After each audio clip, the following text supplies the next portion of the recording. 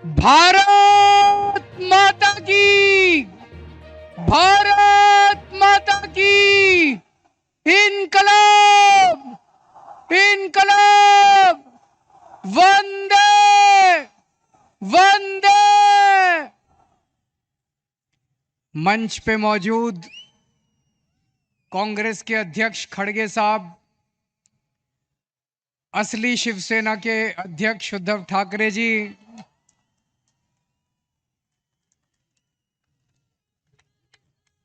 असली एनसीपी के अध्यक्ष शरद पवार जी, इंडिया गठबंधन के देश भर से आए हुए सभी सीनियर नेतागण और इतनी भारी संख्या में आए हुए मेरे सभी प्यारे बहनों, भाइयों, माताओं, बुजुर्गों, बच्चों, आप सबको मेरा नमस्कार, सबको मेरा प्रणाम।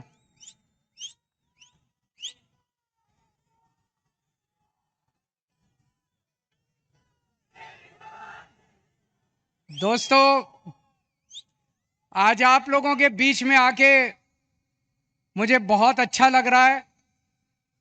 सीधे जेल से आ रहा हूं आप लोगों के बीच में।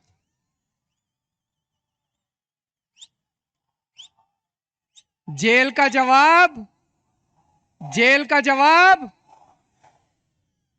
दिल्ली से आया हूं झोली फैला के आपसे भीख मांगने के लिए। मेरे भारत को बचा लो, मेरे देश को बचा लो।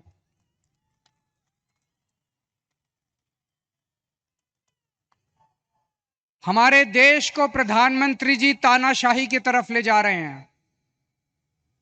हमारे देश को बाबा साहब अंबेडकर ने एक शानदार संविधान दिया था, जनतंत्र का। जनता चुनेगी, वोट करेगी, लोग चुने जाएंगे, वो शासन करेंगे। जिनको जनता चुनेगी वो शासन करेंगे।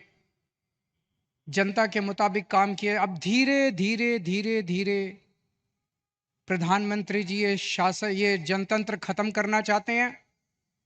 मेरा उदाहरण लीजिए, दिल्ली में हमें 2015 में दिल्ली में 70 सीट हैं, विधानसभा में 70 सीट हैं।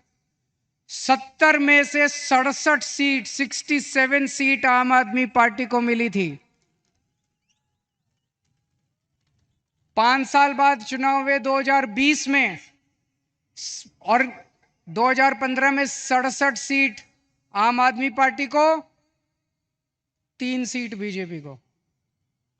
2020 में 70 में से 62 सीट आम आदमी पार्टी को, 8 सीट बीजेपी को। तो मोदी जी ने देखा कि दिल्ली में आम आदमी पार्टी को हरा नहीं सकते, तो मोदी जी ने एक षड्यंत्र रचा, एक फर्जी केस बनाया। उसमें मनीष सिसोदिया को, सतिंदर जैन को, सबको उसमें गिरफ्तार किया और फिर मुझे गिरफ्तार कर लिया। अगर हरा नहीं सकते तो गिरफ्तार कर लो। उन्हें लगा कि गिरफ्तार करेंगे तो केजरीवाल को इस्तीफा देना पड़ेगा, लेकिन केजरीवाल ने तय किया सरकार जेल से चलाएंगे। मैंने इस्तीफा नहीं दिया, सरकार जेल से चलाएंगे। अगर मोदी जी जनतंत्र को जेल में कैद करेंगे तो हम जनतंत्र को जेल से चला के दिखाएंगे।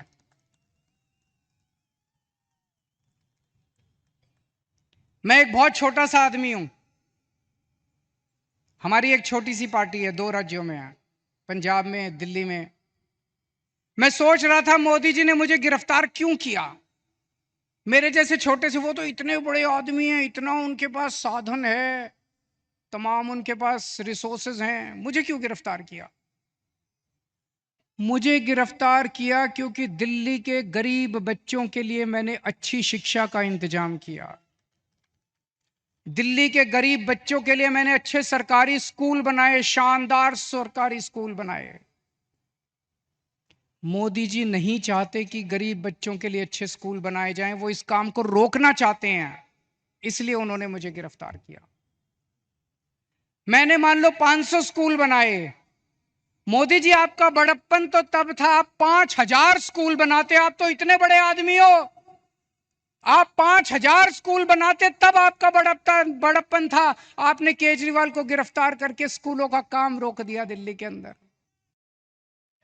मुझे गिरफ्तार इसलिए किया क्योंकि दिल्ली में मैंने इतने सारे मोहल्ला क्लिनिक, गली गली में मोहल्ला क्लिनिक, अस्पताल बनाए शानदार, सबका इलाज मुफ्त कर दिया, दवाइयां, टेस्ट, सब कुछ मुफ्त कर दिया 2.5 करोड़ दिल्ली के लोगों के लिए। मोदी जी ये काम रोकना चाहते हैं, इसलिए मुझे गिरफ्तार किया।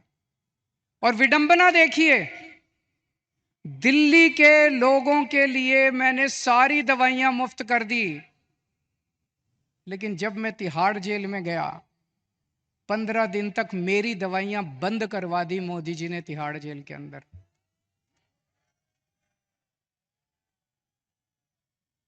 मैं शुगर का मरीज हूं 20 साल से, और 10 साल से इंजेक्शन ले रहा हूं इंसुलिन के। रोज 4 इंजेक्शन लगते हैं मेरे को इंसुलिन के, 52 यूनिट इंसुलिन लेता हूं रोज। लेकिन जब मैं तिहाड़ गया, मोदी जी ने मेरे इंजेक्शन बंद करा दिए। 15 दिन तक मेरी 300 पहुंच गई शुगर, 350 पहुंच गई शुगर। मैं बोलता रहा वहां पे अफसरों को, कर्मचारियों को, मुझे इंसुलिन चाहिए, उन्होंने नहीं दी। बोले ऊपर से आदेश है, इंसुलिन नहीं दे सकते। अगर किसी आदमी को कई दिनों तक शुगर हाई रहे तो उसकी किडनी खराब हो जाती है, उसका लिवर खराब हो जाता है। मुझे नहीं पता ये क्या करना चाहते थे मेरे साथ, लेकिन इतिहास गवाह है, ऐसे बहुत सारे किस्से हुए हैं जब विरोधियों को और विपक्षी पार्टी के लोगों को जेल में डाल के उनके शरीर को खराब कर दिया गया। मुझे गिरफ्तार इसलिए किया गया क्योंकि दिल्ली के सभी लोगों की मैंने बिजली मुफ्त कर दी। दिल्ली में लोगों का बिजली का बिल 0 आता है। मैं मोदी जी को कहना चाहता हूं कि आपकी बड़प्पन तो तब होता जब आप पूरे देश के लोगों की बिजली मुफ्त कर देते। आपने दिल्ली के लोगों की बिजली आप रोकना चाहते हो, इसलिए आपने मुझे गिरफ्तार किया। अब दोस्तों, ये लोग कह रहे हैं कि मुझे 2 तारीख को दोबारा जेल जाना है। मैं जेल जाऊंगा कि नहीं जाऊंगा, ये आपके हाथ में है। अगर आपने इंडिया गठबंधन को जिता दिया, अगर आपने इंडिया गठबंधन की सरकार बना दी, तो मुझे जेल जाने की जरूरत नहीं पड़ेगी। और अगर आपने कमल का बटन दबाया तो मुझे दोबारा जेल जाना पड़ेगा। तो जो जो लोग मुझे जेल भेजना चाहते हैं, कमल दबा देना, और जो जो मुझे आजाद देखना चाहते हैं, इंडिया गठबंधन को जिता देना। जब आप बटन दबाने जाओ तो इस बार बटन केजरीवाल को जेल भेजने या केजरीवाल को आजाद करने के लिए दबाना।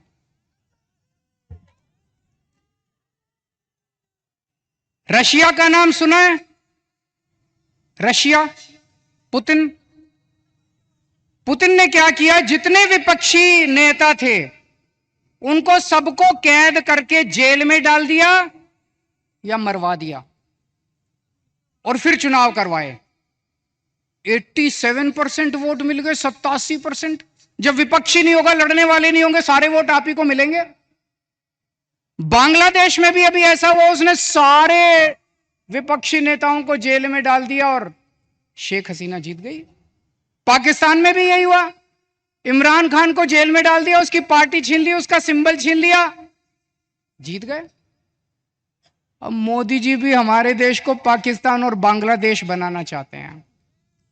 इंडिया गठबंधन भारत देश को दुनिया का नंबर 1 देश बनाना चाहता है। मोदी जी भारत को बांग्लादेश और पाकिस्तान बनाना चाहते हैं। तय आपको करना है कि आप भारत को किस तरफ ले जाना चाहते हो, बांग्लादेश और पाकिस्तान की तरफ, या दुनिया का नंबर 1 देश बनाना है।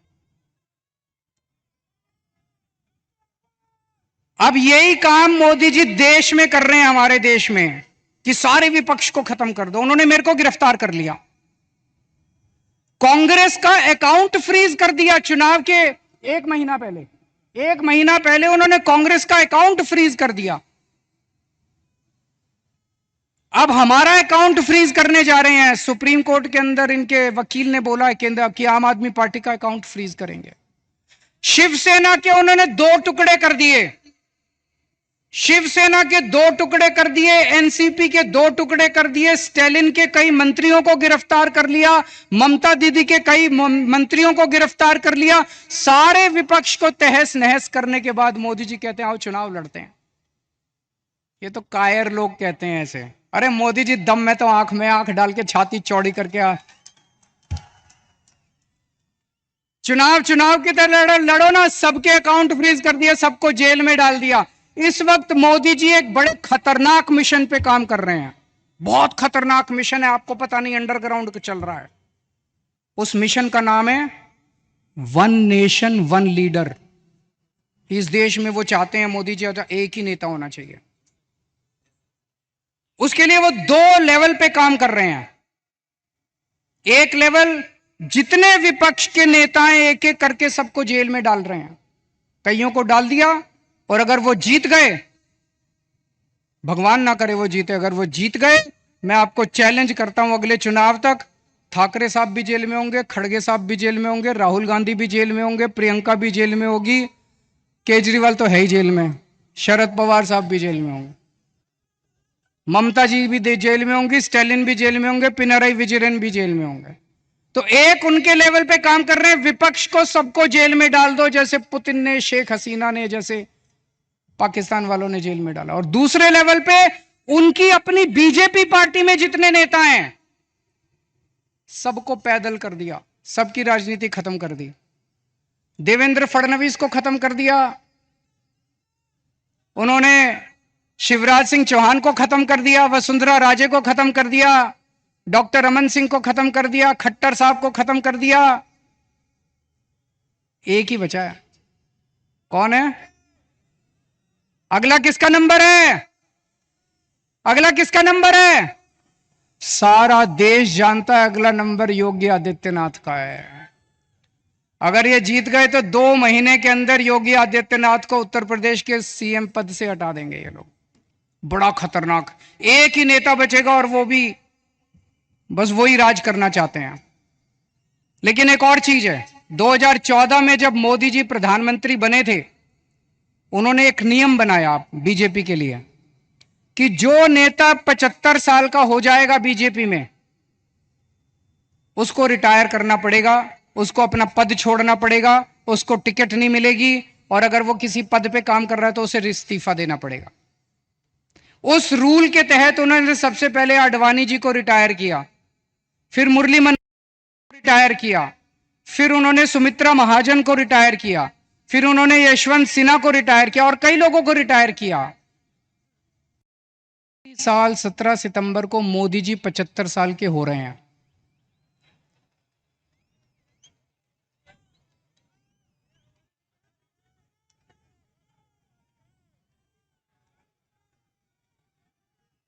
और मोदी जी ने तय किया है वो अपने बाद अमित शाह को प्रधानमंत्री बनाएंगे।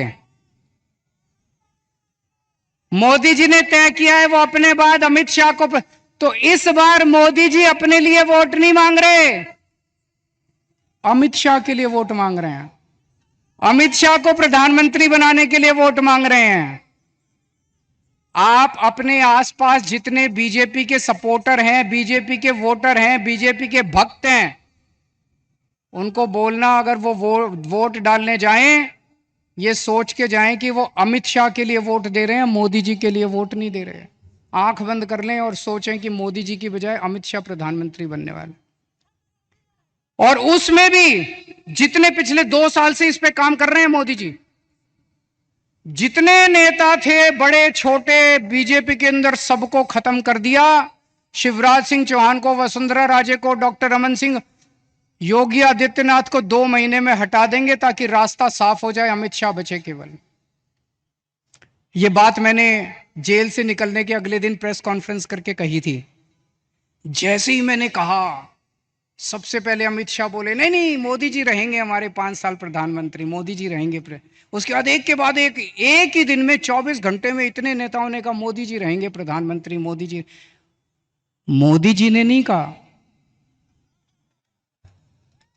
मोदी जी देश के सामने कह दे कि वो रूल तो मैंने आडवाणी जी से छुटकारा पाने के लिए बनाया था, मैं तो रहूंगा। या तो मोदी जी कह दे भाई मैं तो रहूंगा, पर अप्लाई नहीं होता, ये तो मैंने आडवाणी जी की राजनीति खत्म करने के लिए बनाया था, उनको रास्ते से हटाने। लेकिन अभी तक मोदी जी नहीं बोले, इसका मतलब मोदी जी रिटायर करेंगे और यूपी के मुख्यमंत्री को हटाया जाएगा। मैं देख रहा हूं महाराष्ट्र में इन दिनों कुछ ज्यादा ही चक्कर लगा रहे हैं मोदी जी। अभी थोड़े दिन पहले आए, इतनी गंदी गालियां देते हैं वो।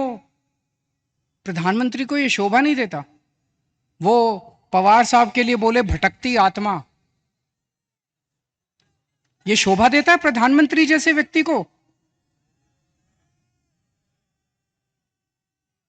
शरद पवार जी की, इतने सीनियर नेता हैं देश के, आपकी उनसे वैचारिक भिन्नता हो सकती है, अलग अलग पार्टी में हो सकते हैं, लेकिन थोड़ी सी इज्जत तो रखिए।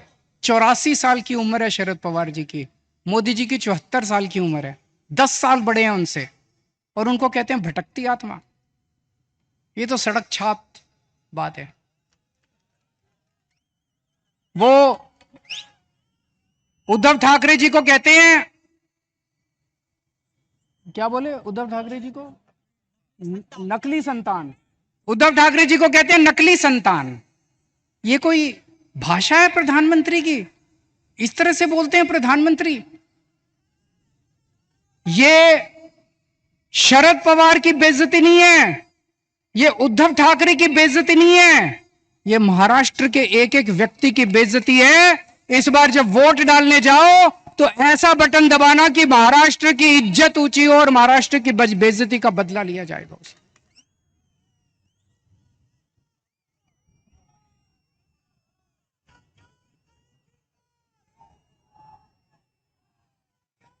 मेरे को इन्होंने 21 दिन की मोहलत दी है सुप्रीम कोर्ट ने।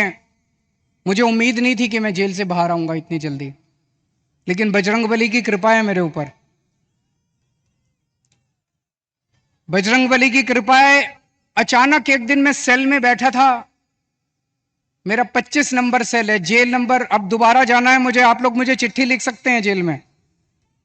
Cell number 25, jail number 2, Tihar jail. और मेरे सेल में 2-2 सीसीटीवी कैमरे लगा दिए मोदी जी ने। 2 सीसीटीवी कैमरे हैं, 24 घंटे मेरी मॉनिटरिंग होती है। 13 अफसर बिठा रखे हैं, एक एक अफसर के पास 2-2 टीवी स्क्रीन है जिसपे मैं कितने बजे उठता हूं, बाथरूम कितने बजे जाता हूं, कितनी देर टॉयलेट करता हूं, खाना खाता हूं, टीवी देखता हूं, किताब पढ़ता हूं, क्या करता हूं क्या नहीं करता। आप सोच के देखो, अगर आपको यह पता चले कि 24 घंटे आपके हर मूवमेंट को कोई मॉनिटर कर रहा है, जीना मुश्किल हो जाता है। और 2 टीवी स्क्रीन प्रधानमंत्री जी के अपने दफ्तर में लगे हुए, 24 घंटे मोदी जी मेरे को देखते हैं कि मैं क्या कर रहा हूं।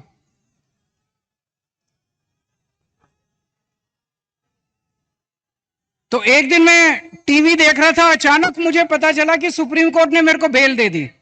मैं 21 दिन के लिए बाहर आ गया। मुझे बहुत खुशी हुई, उसी वजह से आज आप लोगों के बीच में आने का मौका मिला। लेकिन मैंने भी ठान लिया है, ये 21 दिन का एक एक सेकंड, एक एक क्षण, एक एक पल मैं देश को बचाने के लिए गुजारूंगा। 24 घंटे काम कर रहा हूं। कल सवेरे लखनऊ गया था, फिर पंजाब गया, आज सवेरे पंजाब में था, आज मैं अभी बॉम्बे आया हूं, अभी भिवंडी गया था, भिवंडी से बॉम्बे आया हूं, अब रात को दिल्ली निकलूंगा। उसके बाद झारखंड जाना है कल या परसों में। पूरे देश में घूम के मेरा एक ही लक्ष्य है, किस तरह से अपनी भारत माता को बचाना है, देश को बचाना है, तानाशाही से बचाना है। दोस्तों, मैं तो आज आपको एक ही चीज बोल के जाऊंगा। जैसा मैंने कहा, अगर इनकी सरकार आ गई तो ये ठाकरे साहब को भी, शरद पवार जी को भी, सबको जेल में डाल देंगे। तो जो करे उद्धव ठाकरे से प्यार, उसे करना होगा मोदी को इंकार। जो करे शरद पवार को प्यार, उसे करना होगा मोदी को इंकार। और अंत में मैं कहना चाहता हूं, इंडिया गठबंधन के यहां पे 3 पार्टनर्स हैं, शिवसेना, एनसीपी और कांग्रेस। मैंने एक वीडियो देखा, मैं बड़ा चिंतित हो गया वो वीडियो देख के सोशल मीडिया पे। एक व्यक्ति ने वोट दे के बाहर निकला, उससे मीडिया वाले ने पूछा किसको वोट दिया? बोला शरद पवार को। बोला कौन से निशान पे? बोला घड़ी के निशान पे। अभी बहुत कंफ्यूजन है लोगों में, इस कंफ्यूजन को दूर करना बहुत जरूरी है। लोग, मैं देख रहा हूं, बड़ी जबरदस्त तरीके से बीजेपी को नकार रहे हैं, लेकिन अगर गलत सिंबल पे वोट डल गया तो बड़ी मुश्किल हो जाएगी। आप सब लोगों की जिम्मेदारी है, जितने लोग आज यहां आए हैं, वापस जाके अपने अपने मोहल्ले में, अपने अपने गांव में, अपने अपने पड़ोस में बोल देना कि असली शिवसेना का सिंबल बदल गया है, असली शिवसेना का सिंबल ये है, मशाल है। ये बताना पड़ेगा सबको, बताना पड़ेगा सबको। और असली एनसीपी का सिंबल जो है वो अब घड़ी नहीं है, वो तुतारी बजाने वाला आदमी है। वो बताना पड़ेगा सबको, हम सबकी जिम्मेदारी है। पार्टी अपना काम कर रही है, लेकिन पार्टी के साथ साथ जनता की भी जिम्मेदारी है। और लास्ट में एक ही चीज कहूंगा, 4 तारीख को जब नतीजे आएंगे, मैं तब तक जेल जा चुका हूंगा, जेल से नतीजे देख रहा हूंगा। पिछली बार 48 में से 42 सीट एनडीए की आई थी, इस बार 48 में से 42 सीट इंडिया गठबंधन की आनी चाहिए। अगर 48 में से 42 सीट इंडिया गठबंधन की आई तो मुझे जेल के अंदर बड़ा सुकून मिलेगा। आप सब लोगों ने, इंडिया गठबंधन के सभी नेताओं ने, ठाकरे साहब ने, पवार साहब ने, खड़गे साहब ने आज मुझे यहाँ आमंत्रित किया, बोलने का मौका दिया, बहुत बहुत शुक्रिया। और इतने प्यार से आप सब लोगों ने सुना। आप लोग खुश रहें, स्वस्थ रखें, भगवान आपका खूब खुशियां दे। भारत माता की।